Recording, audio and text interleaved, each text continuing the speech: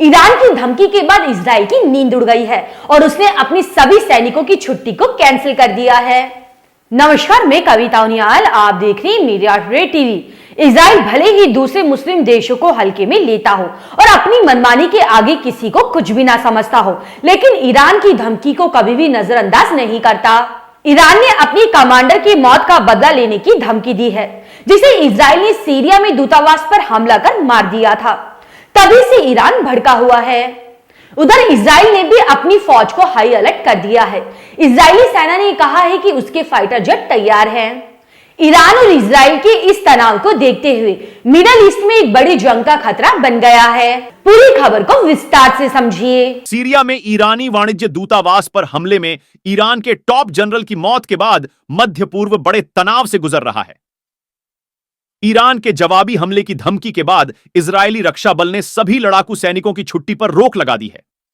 Israeli सेना ने अपनी घोषणा में कहा, स्थितिजन्य आकलन के अनुसार यह फैसला लिया गया है कि सभी आईडीएफ लड़ाकू इकाइयों के लिए छुट्टी अस्थायी रूप से रोक दी जाएगी। टाइम्स ऑफ इजरायल के अनुसार बयान में आगे कहा गया है कि आईडीएफ युद्ध में है और आवश्यकतानुसार बलों की तैनाती के मुद्दे की लगातार समीक्षा की जा रही है।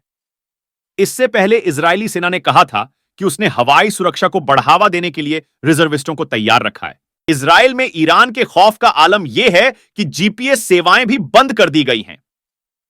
एक्सपर्ट के अनुसार ऐसा गाइडेड मिसाइलों को रोकने की तैयारी के तहत किया जाता है। आपको बता दें, जब से इजरायल ने सीरिया की राजधानी दमिश्क में ईरानी वाणिज्य दूतावास पर हमला किया है, तभी से इजरायल को ईरान का खौफ सता रहा है। हमले में ईरान की इस्लामिक रिवॉल्यूशनरी गार्ड्स कॉर्प्स के टॉप जनरल रेजा झेदी और उनके डिप्टी समेत 5 अन्य आईआरजीसी अधिकारी मारे गए थे। हमले में 6 सीरियाई नागरिकों की भी मौत हुई थी। जहेदी सीरिया में रिवॉल्यूशनरी गार्ड की महत्वपूर्ण जिम्मेदारी देख रहे थे, जिनमें सीरिया में हिजबुल्लाह को हथियारों की आपूर्ति सुनिश्चित करना भी शामिल था। ईरान ने इस हमले के बाद कहा था कि वह इसका बदला जरूर लेगा। ईरान के विदेश मंत्री ने इसे एक बर्बर कृत्य बताते हुए कहा था कि इसका जवाब हम अपने हिसाब से देंगे। ईरान के प्रॉक्सी संगठन हिजबुल्लाह ने भी इजरायल को अंजाम भुगतने की चेतावनी दी थी। हालांकि हमले को लेकर इजरायल ने न तो हमले की जिम्मेदारी ली थी और न ही इसका खंडन किया था। ईरान की धमकी के बाद आईडीएफ के प्रवक्ता रियर एडमिरल डैनियल हगारी ने एक बयान में कहा, इजरायल अपने खिलाफ हर खतरे को गंभीरता से ले रहा है और लड़ाकू विमान विभिन्न प्रकार के परिदृश्यों के लिए तैयार हैं। उन्होंने कहा, पिछले 6 महीनों में हम कई मोर्चों पर युद्ध में रहे हैं। हम सभी क्षेत्रों में अत्यधिक सतर्क हैं। हम हर समय खतरों को देख रहे हैं और कई मोर्चों पर उन्हें विफल कर रहे हैं। रक्षा और हमले के लिए उच्च स्तर की तैयारी पर है। हम लगातार आकलन कर रहे हैं और किसी भी बयान और सभी दुश्मनों को गंभीरता से लेते हैं। हगारी ने आगे कहा, हमने लड़ाकू इकाइयों की सतर्कता बढ़ा दी है, वायु रक्षा प्रणाली को मजबूत किया है। हमारे विमान रक्षा और हमले के लिए पूरी तरह तैयार हैं।